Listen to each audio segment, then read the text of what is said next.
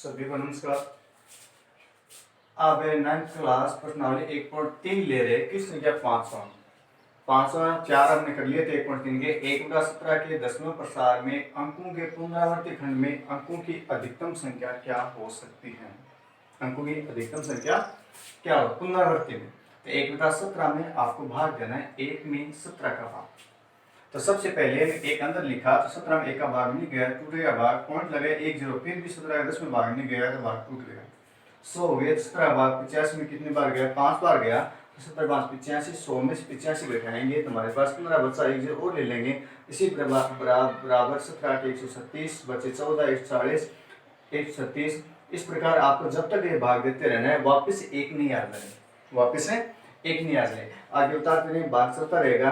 तो इस प्रकार वापस हमारे पास एक आ गया, इसका तात्पर्य क्या है कि वापस भाग यहाँ से स्टार्ट करेंगे और 0 5 8 8 2 ये संख्या वापस आएगी। तो ये संख्या पुनरावृत्ति वापस यही चलेगी। पुनरावृत्ति में अंकों की संख्या क्या होगी, तो जो आपके पास अंकों की संख्या आएगी उसके बारे में आप क्या लिखोगे, कितने अंक हो गए 1 2 3 4 5 6 7 8 9 10 11 12 13 14 15 16, यानी टोटल जो अंक होंगे वो कितने आ जाएंगे आपके पास 16 अंक आ जाएंगे। भाग पता होगा सभी को, भाग जब तक देते रहना है जब तक आपके पास वापस वही अंक नहीं आ जाए जो आप सर्वप्रथम भाग दिया था। अगला क्वेश्चन छठा क्वेश्चन में पढ़ रहा हूँ, ध्यान सुनिए। P बटा Q बराबर 0 के रूप में परिमेय संख्याओं का अनेक उदाहरण लीजिए जहाँ P और Q पूर्णांक है जिनका एक के अतिरिक्त अन्य कोई विनिष्ठ गुणनखंड नहीं है। यहाँ सवाल क्या कहना चाहता है, P बटा Q बराबर 0 नहीं है, या P बटा Q बराबर 0 नहीं है।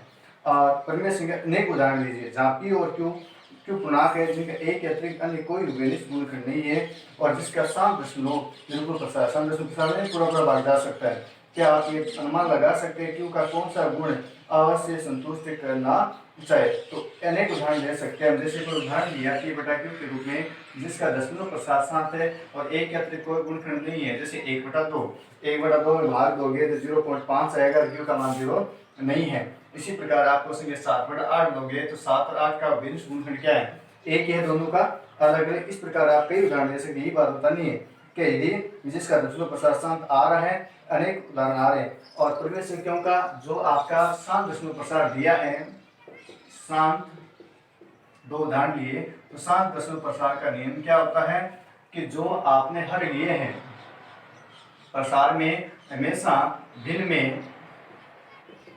में Q का अभाज्य गुणनखंड क्या होता है, 2 की घात आती है या 5 की घात आती है या 2 गुणा 5 की घात n का रूप होता है।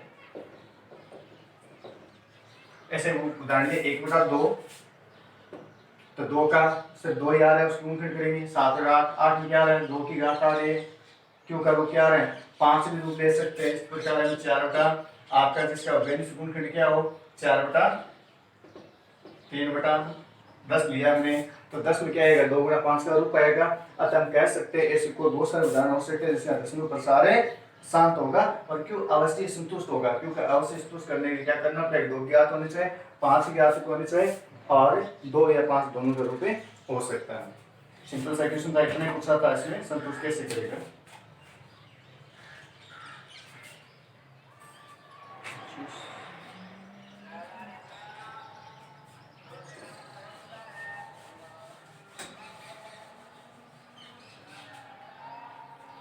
अब आपने एक क्वेश्चन और लिया, क्वेश्चन संख्या 7। ऐसी 3 संख्या लिखी जिनके दशमलव प्रसार अनावसानी अनावर्ती हो।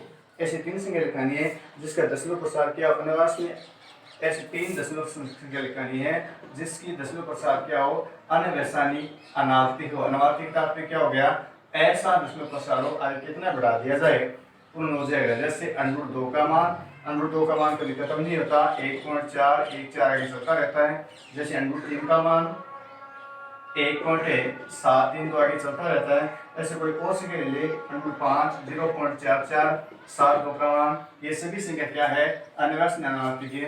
ऐसे आपको संख्या बतानी है कि जो जिसका दशमलव प्रसार क्या हो अशांत हो या अनावसानी अनावर्ती का हो। ऐसे कोई 3 उदाहरण दीजिए। ऐसे बहुत सारे उदाहरण हमारे पास जो हम लिख सकते हैं, जिसको भाग कभी जाता नहीं है। कितने पेज भरोसे है उसके।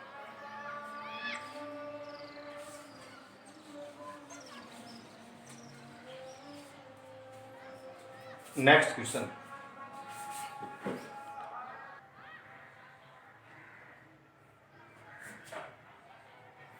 अगला क्वेश्चन 8वां। नेक्स्ट क्वेश्चन 8 क्वेश्चन है, परिमेय संख्याओं को 5/7 और 9/11 के बीच की 3 अलग अपरिमेय संख्या होते हैं। दो परिमेय संख्या दी है 5/7 और 9/11। अब 5 में 7 का भाग दो, आप पहले 5 में 7 का भाग, तो 5 में 7 का भाग है, पॉइंट लगाएंगे, 50 हो गए।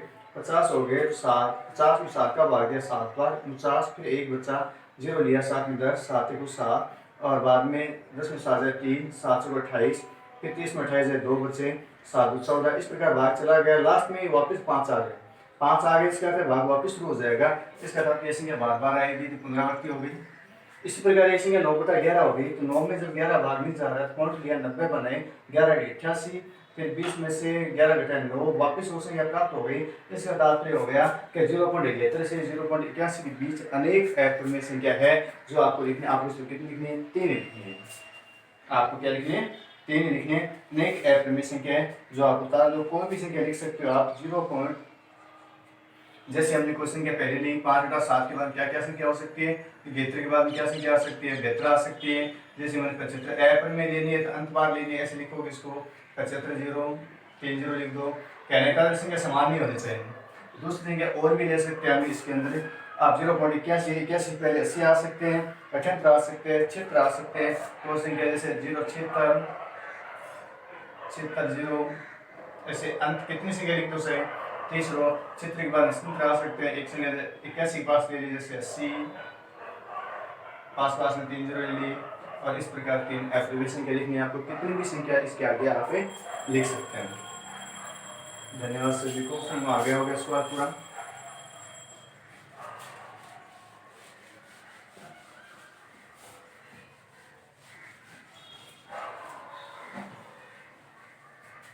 नेक्स्ट क्वेश्चन, लास्ट क्वेश्चन इस प्रश्नावली का, क्वेश्चन क्या 9।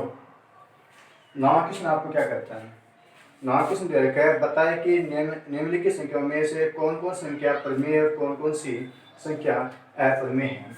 क्या संख्या है, परिमेय अपरिमेय संख्या छाननी। नंबर 1 पर आपको दे रखा है √23 एक ऐसी संख्या है जिसका वर्गमूल नहीं निकलता। आपको अपरिमेय संख्या के बारे में बताया था। √3 कौन सी संख्या होगी आपके पास, कौन सी संख्या होगी, अपरिमेय संख्या होगी। दूसरी हमने सेकंड संख्या ली √225।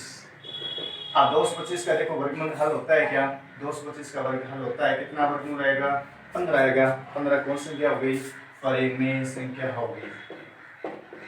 कौन सी संख्या हो गई, परिमेय संख्या हो गई। आगे जैसे क्वेश्चन और ये हमने तीसरा, बहुत सारे क्वेश्चन है 0.3, इनके बाद रखा है 7 9 6। देखिए परिमेय अपरिमेय, पॉइंट के बाद भाग बंद हो गया, डैश डिस्टिंग इसके रास्ते पे छठे के भाग जा रहा है, तो ये पूरा भाग चला जाएगा, तो ये हो गया परिमेय संख्या।